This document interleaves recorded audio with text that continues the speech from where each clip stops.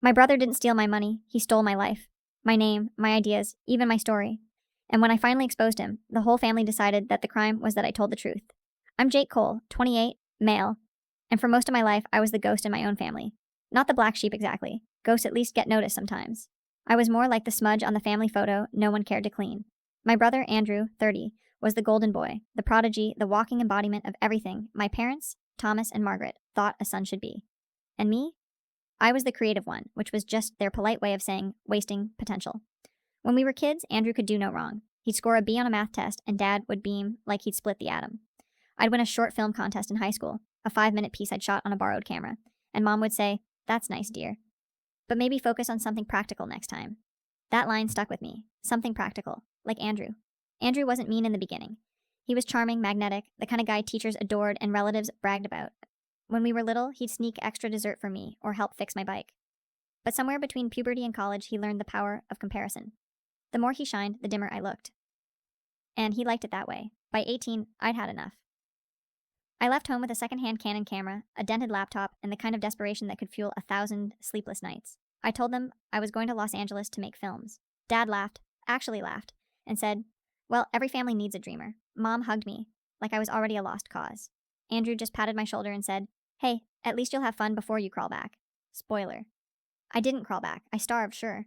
I worked every crap job from pizza delivery to PA gigs where my payment was experience. But I never crawled.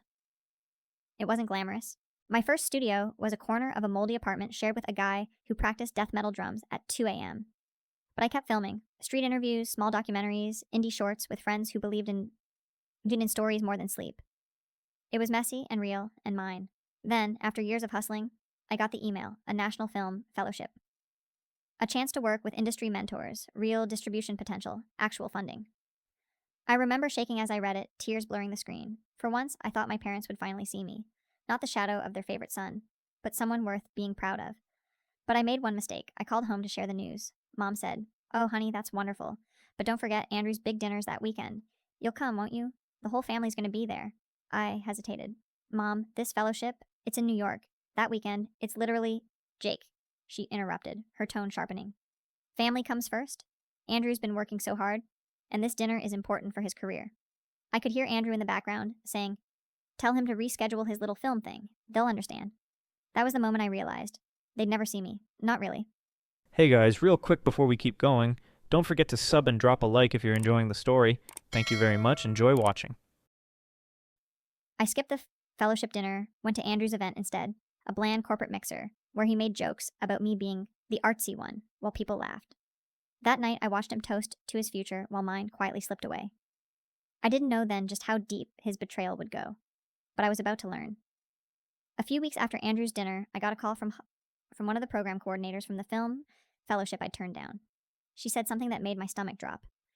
"Jake, I just wanted to say, your film pitch was incredible. The visuals, the story, really powerful. We're hoping to feature it next year again if you'd be open to resubmitting. Oh, and congratulations on your brother's upcoming project. It's so cool that you two are collaborating now."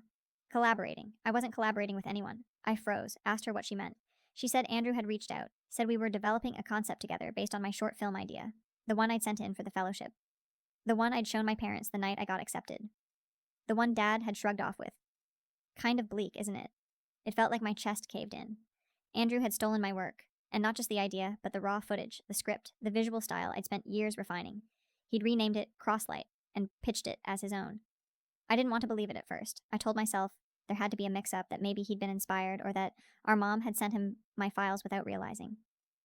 But then I found out Crosslight had been submitted to a regional film showcase, under Andrew's name, and was getting buzz. I watched the trailer online in disbelief. My footage, my words, even the narration, my voice just pitched lower. I called him that night. My hands were shaking so hard I could barely hold the phone. He answered with that fake casual tone of his. "Hey, little bro, what's up?" "Cut the crap, Andrew. You used my film." He laughed. Actually laughed. "Used? That's a stretch. I built on what you started. You weren't doing anything with it, Jake. I just gave it direction. You stole it." "Jake," he sighed like he was the victim, "I tried to include you. I even told Mom you could help edit, but you blew it off. You always do this. Act like the world's against you when someone actually finishes what you start." I swear I could hear Dad in the background saying something like, "He's overreacting again." That was it for me. I packed what little I had left in my car and drove until the road blurred. No goodbye, no note, just gone. The last thing my mother texted me was, "Don't make this dramatic. Andrew didn't mean to hurt you. Family shares things. Family shares things." That line would burn in me for years. I landed in a tiny apartment in Portland, renting a basement, with a leaky ceiling and one working outlet. It didn't matter. It was mine. I started over, again. Picked up freelance editing gigs, shot local ads, filmed weddings just to keep the lights on. I lived off instant noodles and cheap coffee. I stopped answering calls from my family altogether, but for the first time in my life, the silence felt peaceful. Then one day, I met Daniel, my new roommate, mid-30s, musician, quiet but genuine. He found me in the kitchen one night, editing at 3 a.m., and said, "Man, whoever shot this knows what they're doing." I laughed bitterly. Yeah, too bad I didn't get credit for it. He didn't pry. He just said, "Then make something better. Make something they can't steal." That became a mantra, with Daniel's support. And later, my Aunt Diane's, the only family member who ever believed in me. I began again. Shot a short called Night Shift about exhaustion, art, and visible work. It was raw, shot in 1 week, edited on my old laptop. No filters, no polish, just truth. And somehow Night Shift took off. It got picked up by an indie circuit online, went semi-viral on YouTube. People connected to it, really felt it.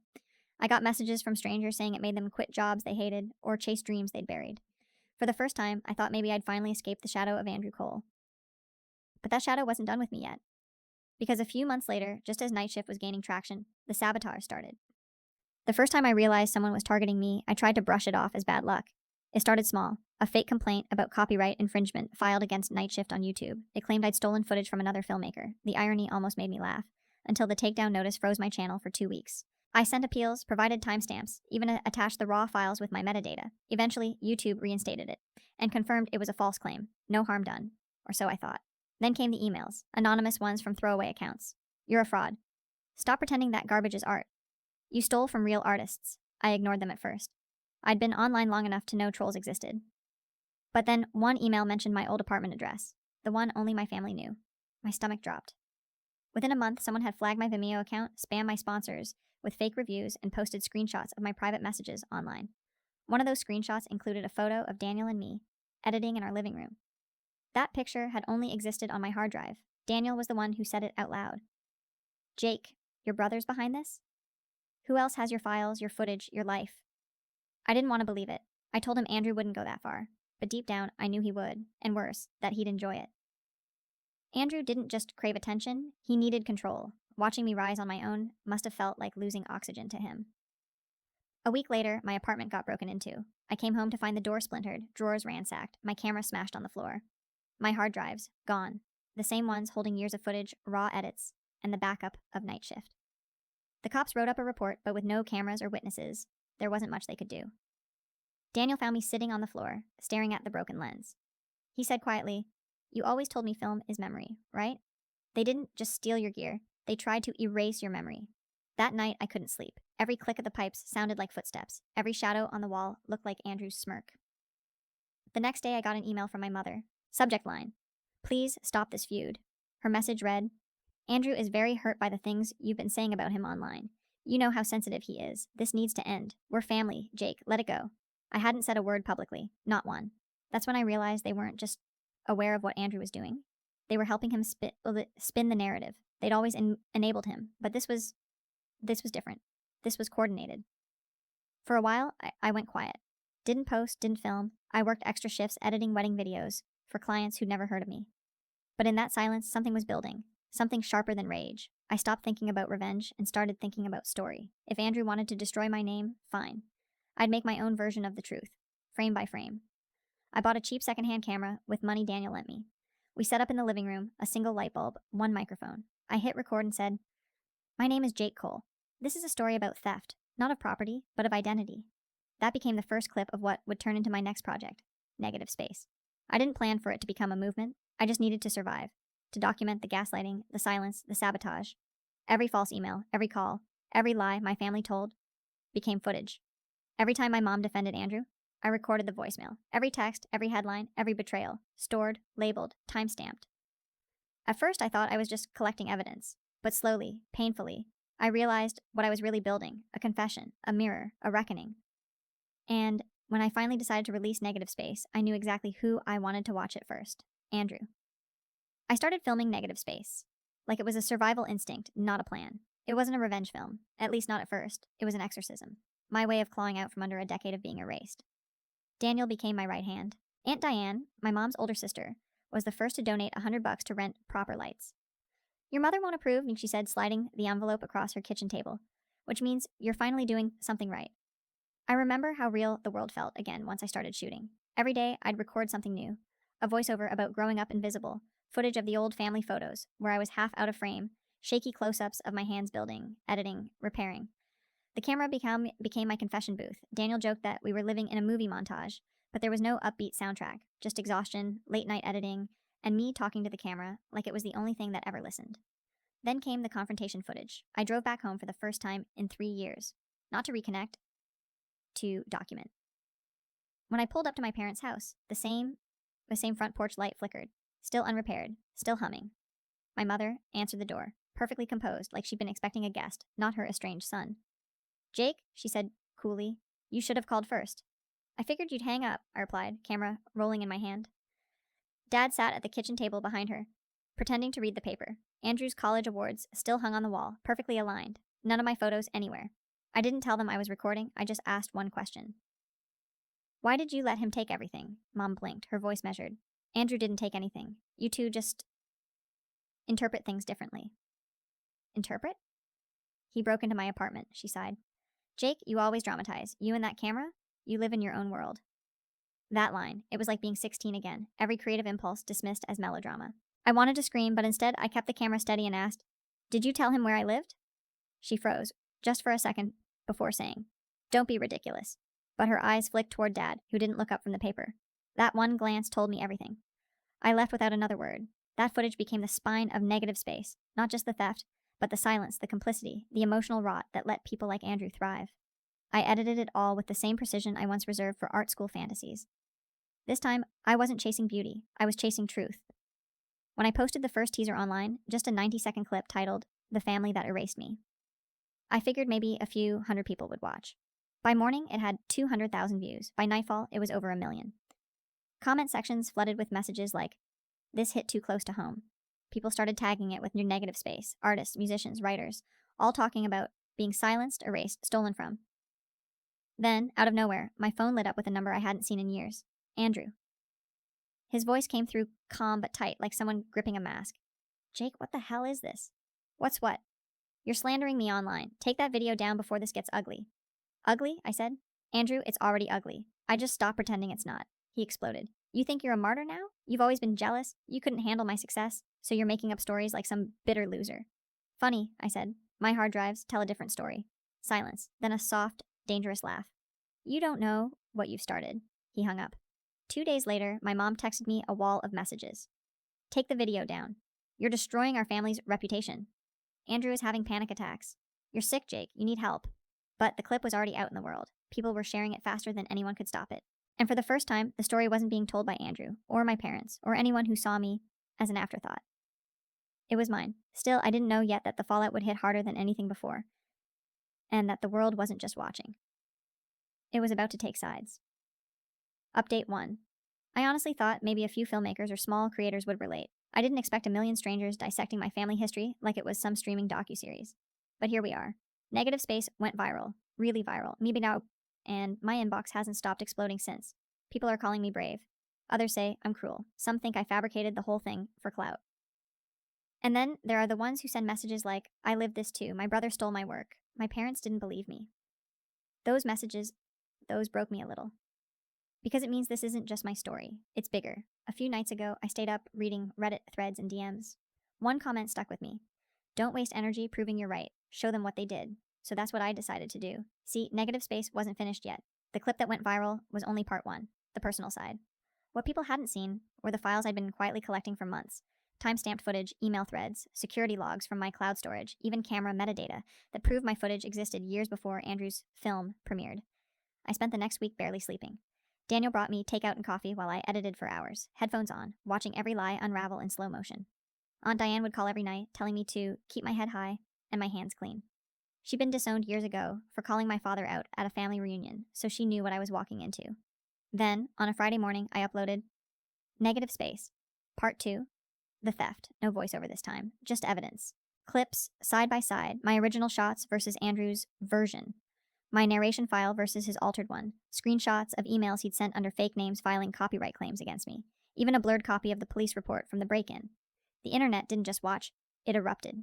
Within 12 hours, news outlets picked it up. Independent creators started making reaction videos. A few journalists reached out, asking if I'd talk about creative abuse within families. Andrew's name trended on Twitter. Someone even found a festival page listing his stolen film, Crosslight, and spammed the comments with timestamps, proving it was plagiarized. That weekend, Andrew called again, this time raging. You ruined my career, Jake. You think you're some hero? You just torched our family. Our family was already ashes, I said quietly. I just turned the lights on. He screamed something incoherent before hanging up. 5 minutes later, Mom called, sobbing. Jake, your father can't sleep. Andrew's having panic attacks. You're tearing us apart. I said, Mom, you tore us apart years ago when you told me family shares things. Then I hung up. Daniel was sitting on the couch watching the online chaos unfold and said, You realize this is history, right? You're not the ghost anymore. You're the mirror. But victory didn't feel clean. There's something hollow about proving yourself right when the cost is burning every bridge behind you. I hadn't planned for revenge, but that's what this had become. A quiet, devastating reckoning. And yet, I wasn't done. Because while the public was tearing Andrew apart online, I found something in the metadata of my stolen footage, something that changed everything. A name buried in the access logs of my old cloud drive. Not Andrew's, my father's. Thomas Cole had been the one who sent Andrew my files. The betrayal wasn't a misunderstanding anymore. It was engineered. That night, I sat on the balcony with Daniel, holding my camera like a weapon I hadn't realized I'd built. I said, They wanted to erase me, but I'm going to make sure the world never forgets what they did. He looked at me for a long moment, then said, Then finish it. And that's exactly what I planned to do next. I waited 3 days before I knocked on my parents' door. Not because I doubted what I had in the metadata, the access logs, the timestamps, but because I wanted them to feel the exact kind of exposure they'd given me for years. Slow, unavoidable, public. Aunt Diane came with me. She'd been quiet on the phone for a week, furious in that soft way of hers, where she hums under her breath and then says something that lands like a brick. Daniel stayed behind at the studio to handle the streaming link. He'd promised he'd make sure whatever happened would be seen by as many people as possible. I carried my camera like a loaded thing. It was both proof and shield. Thomas opened the door and did that weird, practiced dad smile, the one that used to comfort me when I was 7 and scraped my knee. It didn't work anymore. Margaret hovered at the hallway edge like wallpaper, all prim and offended. Andrew was there too, looking pale and hollow, in a way that only people who live on attention can, when it starts to ebb. You shouldn't be here, Margaret said. Her voice had that brittle public speech tone she used when she wanted to make sympathy into performance. I shouldn't be? I kept the camera rolling, pointed it at Thomas. You sent him my files, Dad. You uploaded my footage to his drive. You gave him the keys to what I made. Thomas's face went red in stages. He opened his mouth like he might say something reasonable, then closed it. We thought, he started, then faltered. Aunt Diane stepped forward, hand on her hip, and said what I couldn't. You thought you'd give your son what you never gave the other? You thought you could fix your favorite by breaking another. That's not charity, that's theft. Andrew laughed, a thin, sharp sound, and suddenly the house became a ring. He went for my camera, fast, fingers snapping at it, like a feral animal. I shoved him away before he could touch it. He shoved back. Plates crashed in the kitchen somewhere. I heard Margaret scream a string of practiced hurt. Andrew's escalation was immediate. He pulled a framed photo from the mantel, our family portrait where all 4 of us were forced smiling, and hurled it into the hallway, glass spider-webbed. The image of us shattered, my younger self, half cut from the frame, landed like an accusation amid the ceramic shards. He screamed. Not words at first, just rage that felt juvenile and animal. You think you can ruin me? He lunged at me again, and Diane shoved him hard enough that he stumbled into the stair rail. That's when I hit the stream. Daniel had set up a live feed under the rubric of Viprob, negative space, the reckoning. Cameras cut between my face and Thomas. I played the file. Audio of Thomas saying, Give Andrew the folder. He'll make something of it. He'll be the one we can be proud of. The house went quiet except for my voice and the thin, savage clarity of my proof. Andrew's face did something I'd never seen. It unpeeled. He tried to yell over it, to spin a story about collaboration. But the footage kept playing. Emails, timestamps, a copy of the police report from the break-in, with names blurred, the security log showing access from Thomas's work IP. The viewers in the chat exploded with rage and empathy in equal measure. I felt thousands of eyes focus on the wrong that had been done to me. Then Andrew did the one thing I'd feared he might. He grabbed a kitchen knife and smashed the projector screen. He slashed the remaining family portrait with the blade like he wanted to carve our history into pieces. Someone screamed. Andrew's hands trembled. He looked like a man falling apart on camera. Police arrived within minutes. Someone in the neighborhood had called after the crashing plates and the shouting. They found him in the hallway, still sputtering, the knife on the floor, glass and photograph fragments around his feet. Thomas sat down in a chair and didn't meet my eyes. Margaret clutched at her pearls and started composing a statement in her head. The officers took statements. They took Andrew away in handcuffs, not for the picture, but for the assault, and for the threats he'd leveled at me when neighbors had come to investigate. Margaret wailed that her son was being persecuted. Thomas's shoulders buckled in a way that made me feel inexplicably sick, not with guilt, with the knowledge of how long it takes to watch the person you raised become the monster you tried to hide. That night, Andrew's lawyer called. The next morning, newspapers had my face on the homepage next to a headline about Family Feud explodes after viral documentary. My inbox flooded with support, with anger, with people offering legal help. Daniel, Aunt Diane, and a small, ragged network of creators started pulling together evidence to send to a lawyer. I won't say it felt like victory. It was uglier. There was blood on the sidewalk of my childhood, and for the first time the bruise that had been me was visible to others. I'd wanted exposure. I'd wanted truth. I'd never wanted to watch a person disintegrate in front of the world. But the choice wasn't mine. Not really.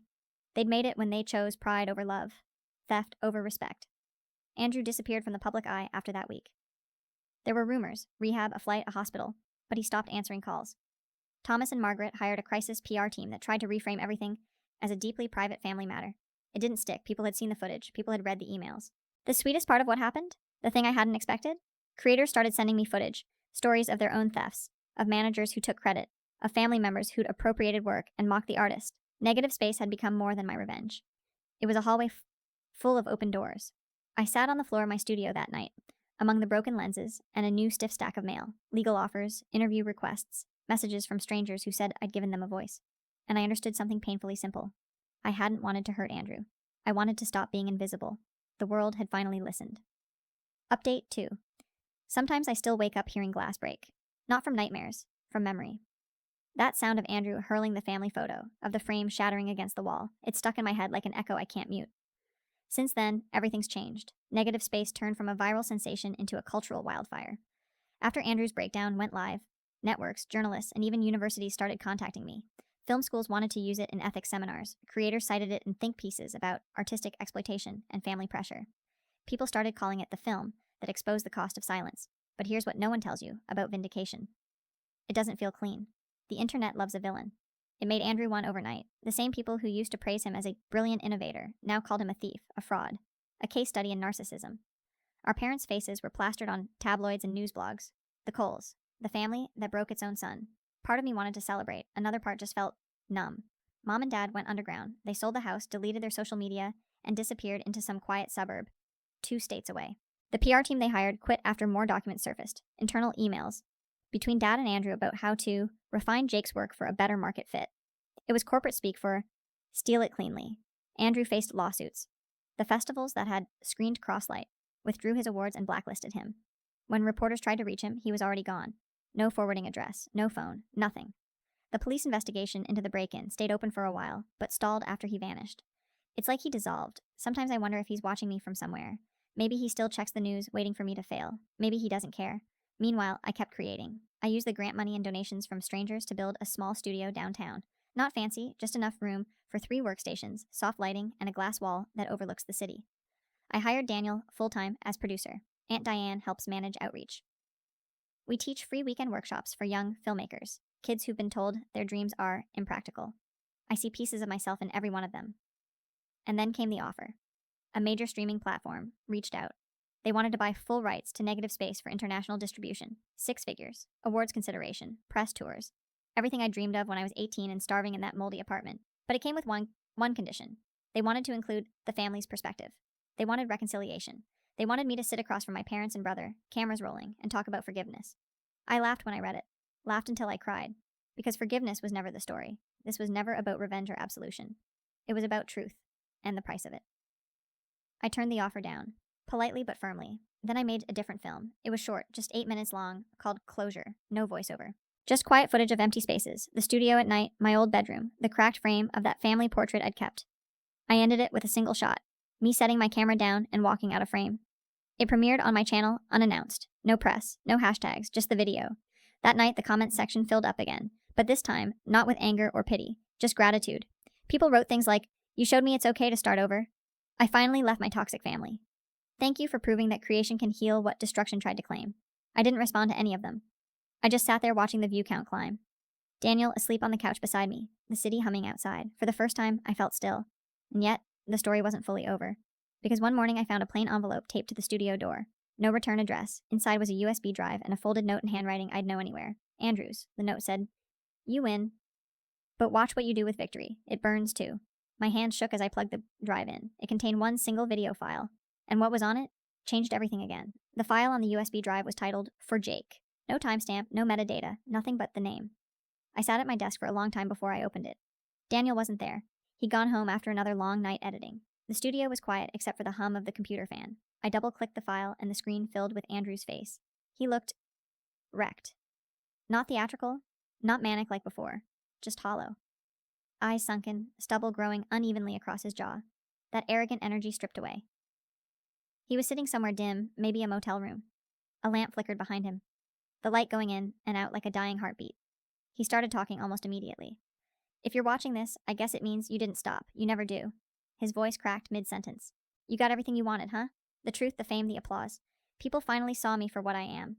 I should hate you for that, but..." He rubbed his face. "You were right. You were always right. I didn't even know who I was, without stealing from you. I just wanted to be seen. You made people see me. Not the version I sold, but the real one, the pathetic one." For the first time in my life, I heard him sound human. Mom and Dad cut me off. They said I ruined everything, like they didn't hand me the match and the gasoline. He let out a laugh. Not cruel, not cold, just tired. "They'll never admit it, Jake. They'll take that lie to their graves. But you showed the world what they made, what they turned me into. I guess that's something." He reached off screen and held up a small hard drive, my original one. The one that had been stolen during the break-in. The silver sticker with my handwriting was still on it. Work backup 2019.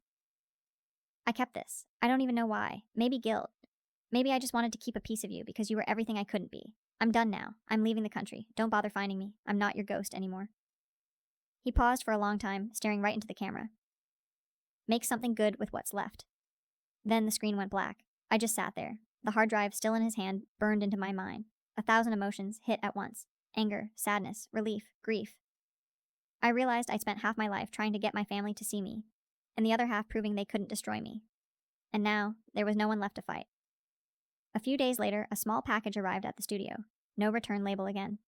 Inside was the hard drive from the video and a single Polaroid photo.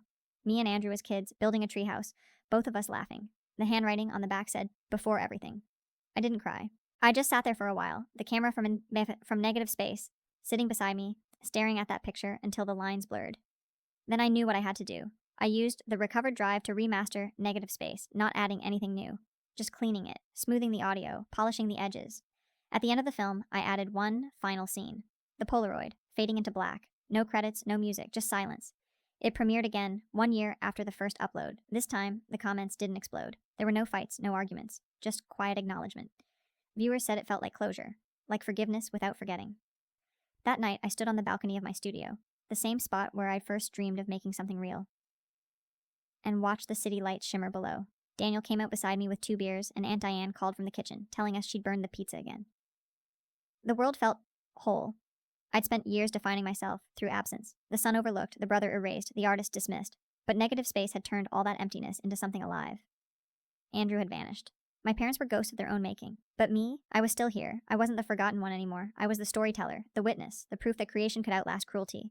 And as the city buzzed beneath me, I whispered to no one and everyone at once, "I forgive you, but I'll never forget you." Then I picked up my camera and started filming again.